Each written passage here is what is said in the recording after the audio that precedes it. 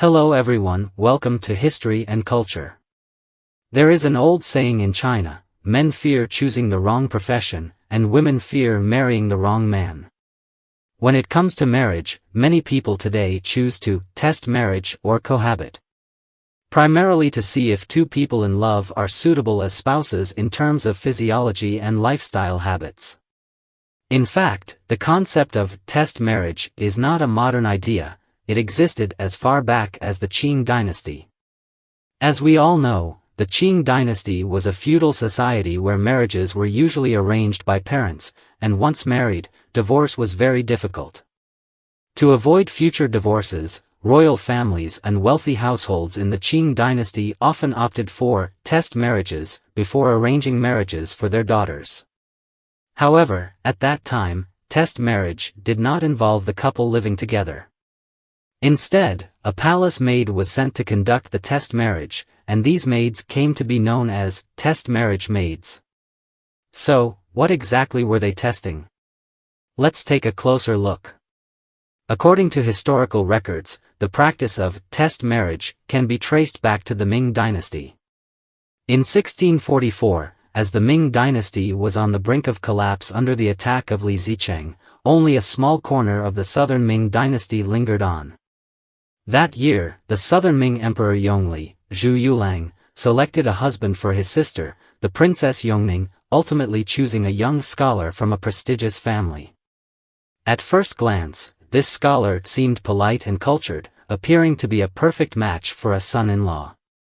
The Yongli emperor was delighted that his sister had found such a suitable family and quickly issued an order to marry off the princess, happily betrothing his sister to this talented young man. However, less than a month after the marriage, Yongning princess's husband suddenly fell gravely ill and passed away. It turned out that this seemingly refined scholar had been suffering from severe tuberculosis since childhood and was extremely weak and sickly. The Yongning princess was married into a family of a dying man, leaving her heartbroken. She had never left the palace, living a life of comfort without worry, only to be married to a sickly husband who died shortly after. The emotional toll on the Yongning princess can only be imagined. Just a month earlier, she was a royal princess admired by thousands. A month later, she became the widow of a dead man. The unpredictability of fate was almost unbearable for her. She mourned in black attire day after day, unable to stop her tears. This marriage became a joke and a topic of ridicule both in the court and among the public, with countless poets and literati mocking the tragic marriage of Yongning princess and laughing at her for marrying a ghostly husband. The southern Ming lost face, and this incident became one of the Yongli emperor's regrets. Some historians suggest that the tragedy of this marriage was due to the royal family's insufficient investigation of the groom. On the surface, the emperor personally selected a husband for the princess. But the busy state affairs left him no time to thoroughly investigate the scholar's health condition. In the end, the arrangements for the marriage were handled by a eunuch. This eunuch accepted a large bribe from the scholar's family and exaggerated the scholar's condition in his report, portraying a severely ill patient as a healthy match. Thus, the Yongning princess was married off to the household of a dying man, leading to a tragedy that could have been avoided. This became a significant regret for the southern Ming royal family. And the emotional blow proved too much for the Yongning princess, who quietly passed away at the age of 27.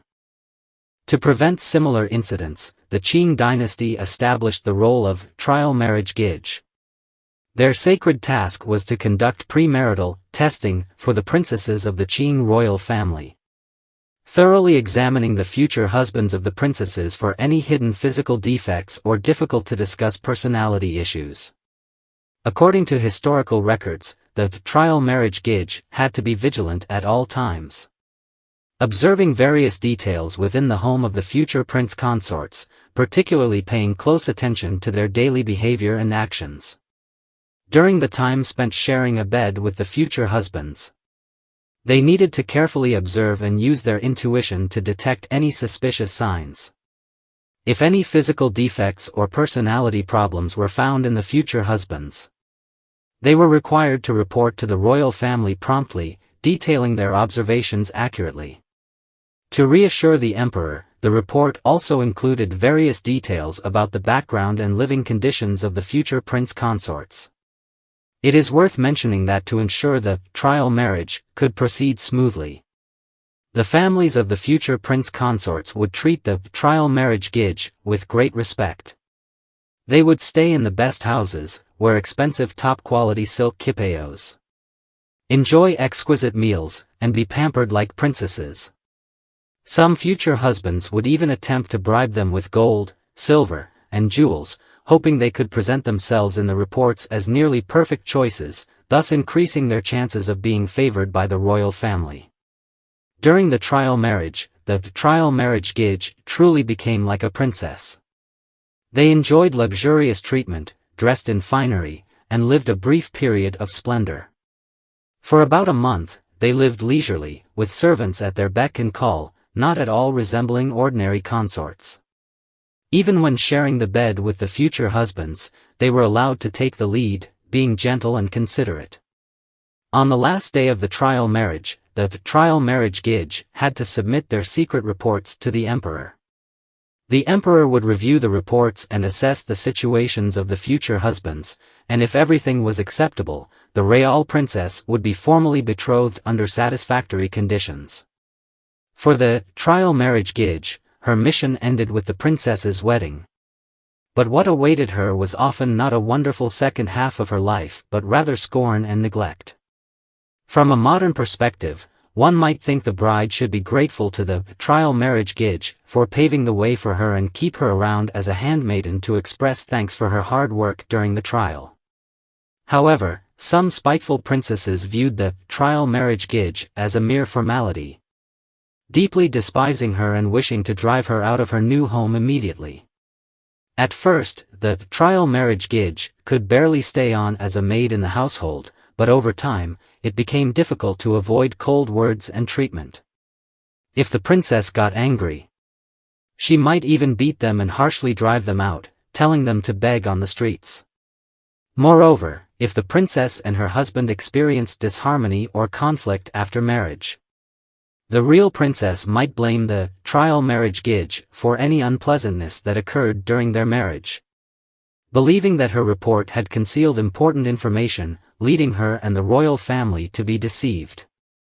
In such cases, the trial marriage Gege would face even harsher retaliation. Some princesses would even order the secret execution of these trial brides, in a fit of rage, to vent their frustrations.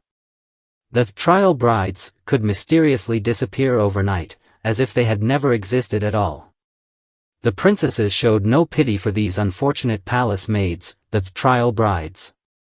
Moreover, if the trial marriage ultimately failed and the royal family called off the engagement, the fate of the trial bride would be even more tragic and painful. Once the emperor announced the cancellation of the marriage, the future prince's family would erupt in fury. They would blame the trial bride for any inaccuracies in her reports, and they would demand that she pay a terrible price.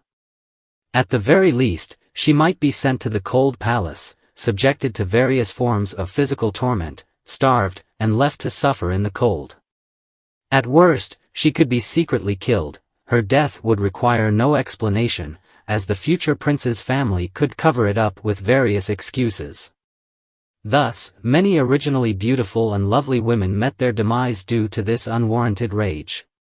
They wouldn't even have time to understand why they were deemed guilty before their lives were cut short.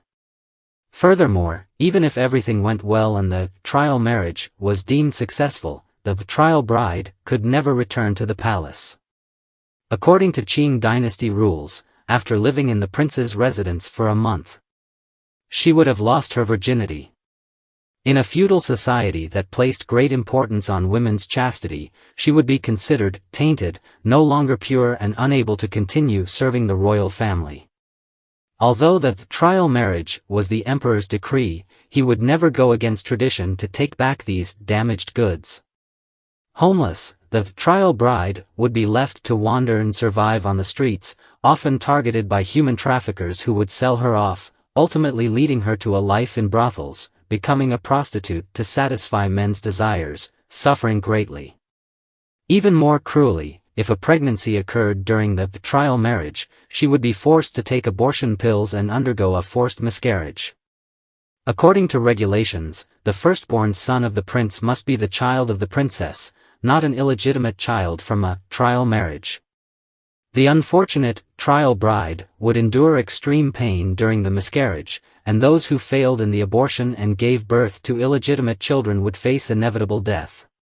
To ensure the purity of the prince's lineage, both mother and child would be quietly disposed of. It is clear that the trial brides were merely expendable tools for the royal family to achieve their political marriage goals. They had to endure the favors and various tests from the princes, only to be rejected and neglected by the new brides, suffering harm and indifference. Even if they miraculously survived, their later lives would be spent in subservience, unable to escape their fated exploitation. They struggled in the calculations of others, living lives filled with humiliation and sorrow, truly evoking sympathy. Some historians comment that the tragic fate of the trial brides reveals the dark side of the feudal system, teaching us that personal happiness cannot be built on the suffering of others. The feelings between two people primarily rely on each other. Once a third party intervenes, that relationship can change. From a modern perspective, the trial brides of the Qing Dynasty are clearly inappropriate. We no longer live in an age of male dominance, we now exist in a society of equality. Women not only have the capability to support themselves but also the freedom to pursue their happiness. However, before entering marriage, it's essential to understand each other well and not let momentary impulses affect future happiness. This is the History and Culture channel. Liking and subscribing are the greatest help and support to us. Thank you everyone and see you in the next time.